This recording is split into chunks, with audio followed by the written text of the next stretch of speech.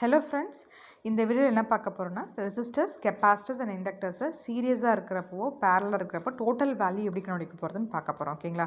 So resistors வந்து நமக்கு சீரியஸாக இருக்கிறப்ப நம்ம ஜஸ்ட் ஒரு வேல்யூஸ் ஆட் பண்ணால் நமக்கு டோட்டல் வேல்யூ கிடைக்கும். ஓகேங்களா? பேரலாக இருக்கிறப்ப நம்ம என்ன பண்ணுவோம்னா 1/R total is equal to 1/R1 plus 1/R2 நமக்கு வரும்.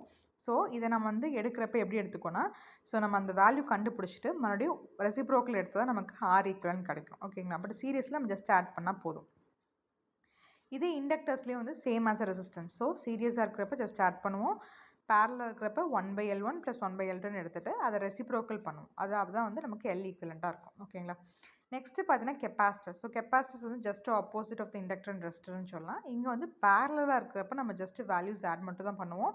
சீரியஸாக இருக்கிறப்ப என்ன பண்ணுவோம், அதே 1/C1 + 1/C2 1/C3 வரும். That is the total capacitance. That is 1/C இருக்கும்.